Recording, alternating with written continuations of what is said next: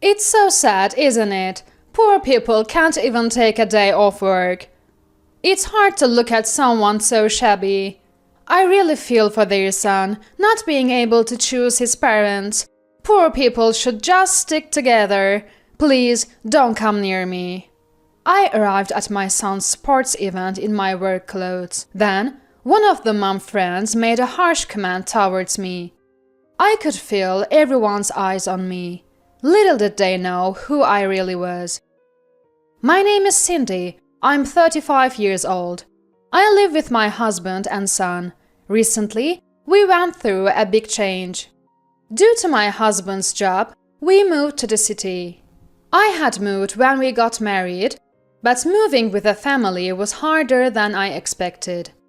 Unpacking, setting up furniture and appliances, sorting out utilities, changing the address on my driver's license, the days just fly by.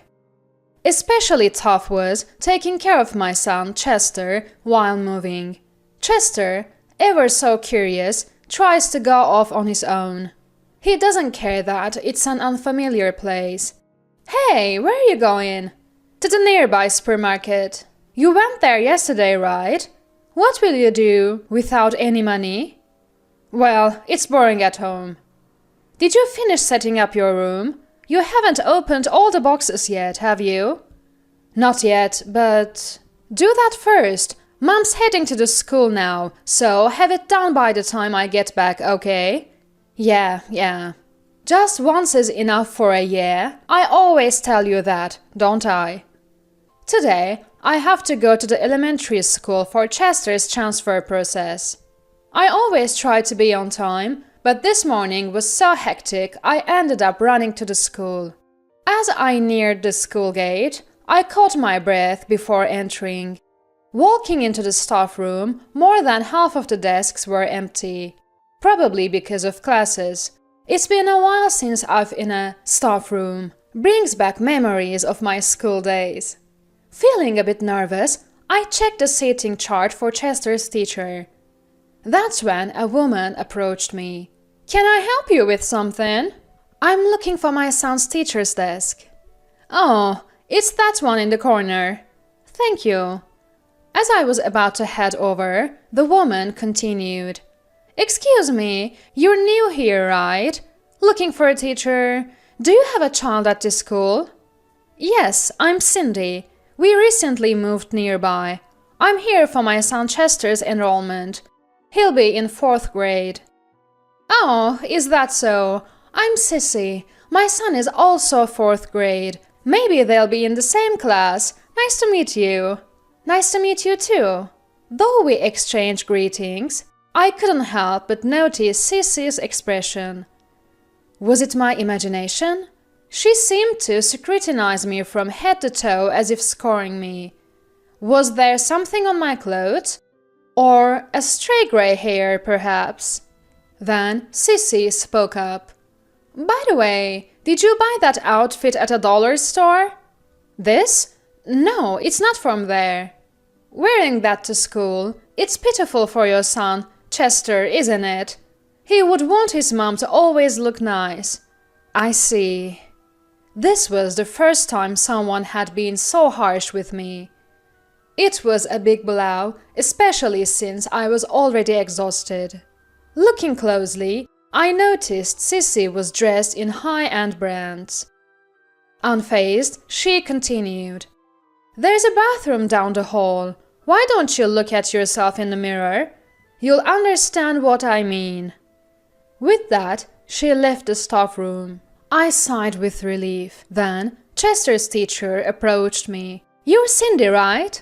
Yes, I'm your son's teacher. Looking forward to working with you. The teacher seemed calm and kind. Sissy, you were just talking to, she's quite a character, isn't she? Unable to affirm or deny, I just laughed it off. She's the PTA president, known around here as the leader of the mom group. Is that so? Yes, she often comes to school without much reason. Seems like she's just showing off her branded clothes and bags.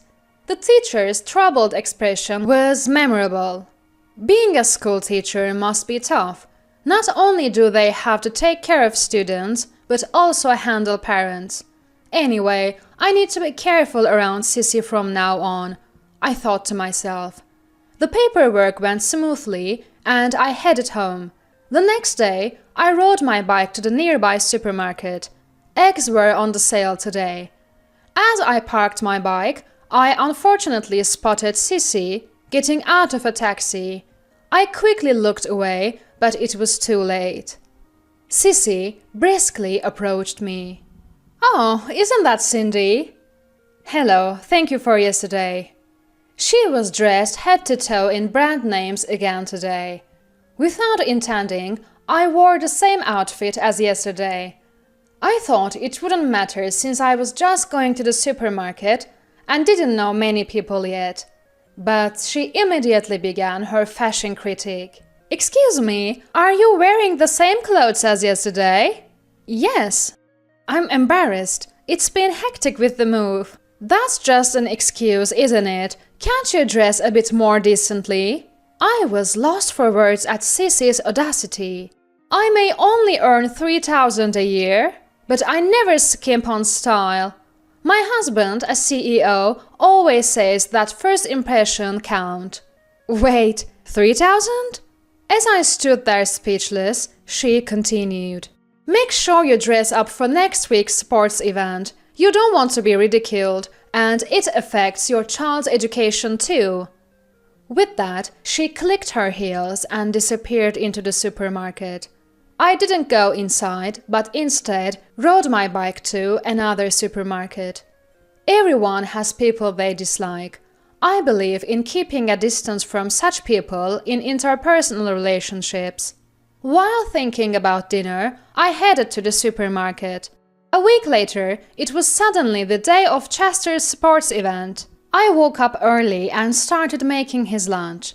I planned to pack all of Chester's favorites: chicken nuggets, sausages, sandwiches. I decided to ignore nutritional balance just for today. Imagining Chester's happy face, I diligently packed the lunch. Then I noticed my mobile phone vibrating. Who could it be this early in the morning? It was a call from work. I had a bad feeling. I answered immediately. My hunch was right. There was a problem at work, and it seemed too much for my subordinates to handle alone. I quickly got ready and left for work.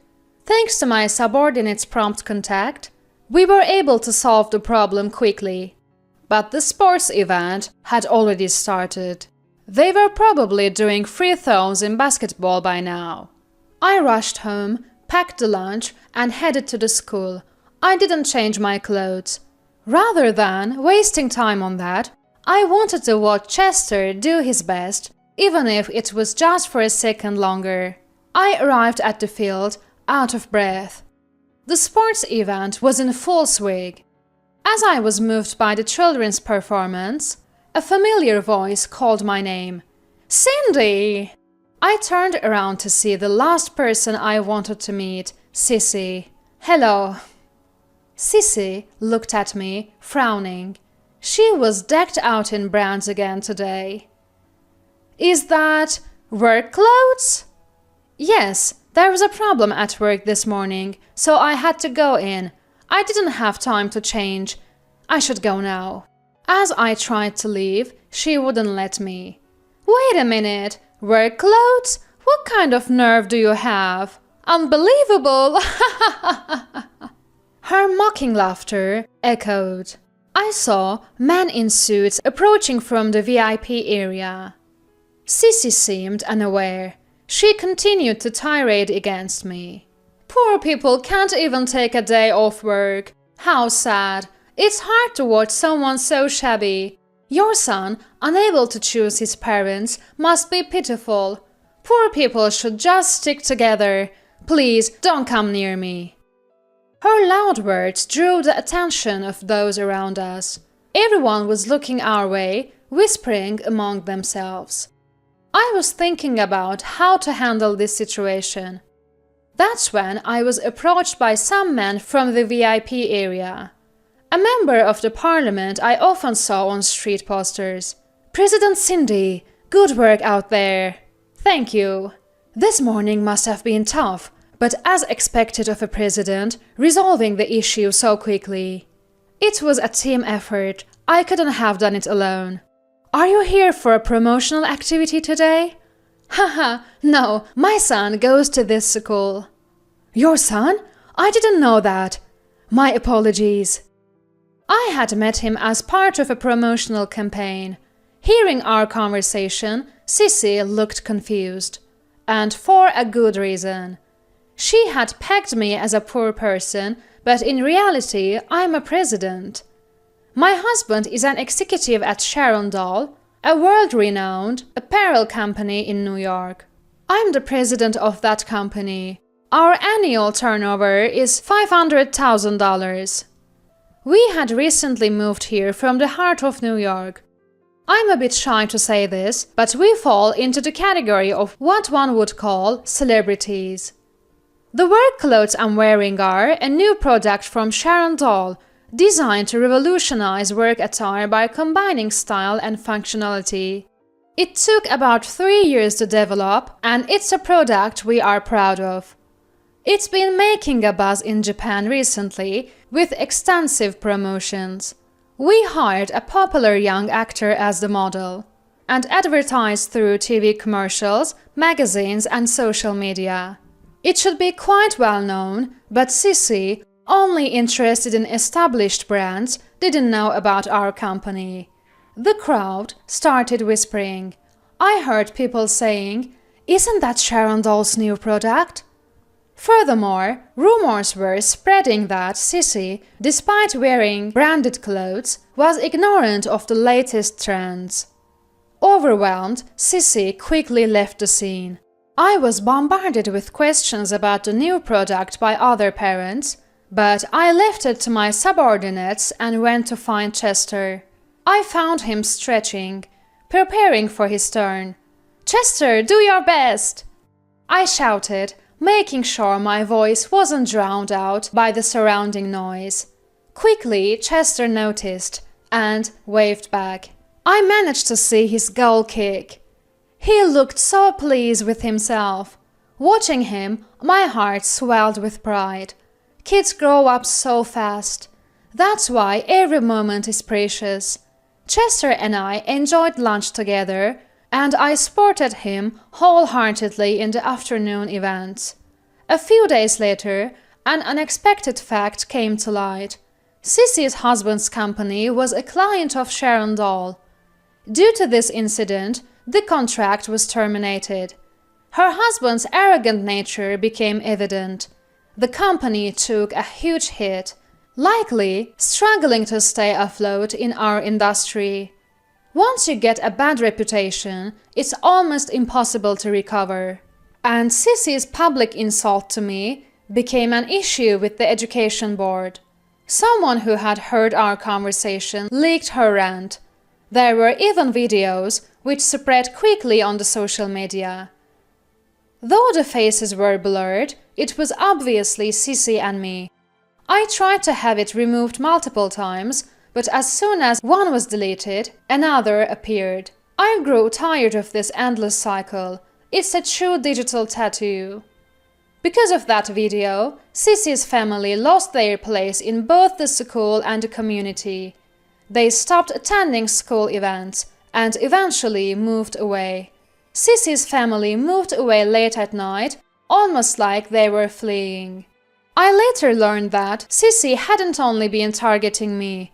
Apparently, she often made snide remarks to other parents who didn't wear brand name clothes.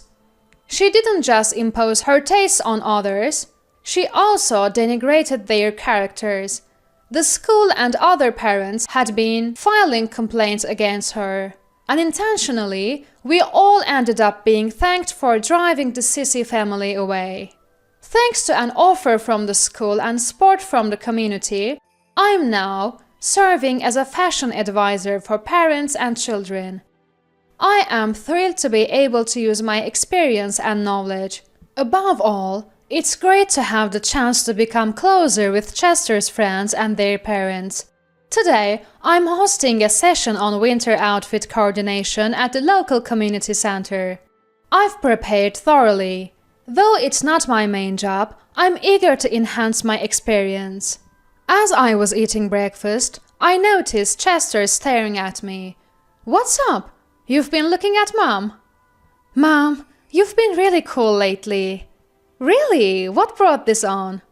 I didn't really understand your job before, but now I see your company's clothes on TV, and you're speaking today, right? That's right. Mom, you're amazing. My friends even say your mom is incredible. Really? That makes Mom happy. Balancing parenting and work is truly challenging. Sometimes I think about spending more time with Chester if I weren't working. But Chester seems to understand something from watching me work. It's been worth it, striving positively as a president, wife, and mother. Mom's going to keep working hard, so you do your best in your studies, Chester. Okay. Just once for an okay. We finished our breakfast with smiles.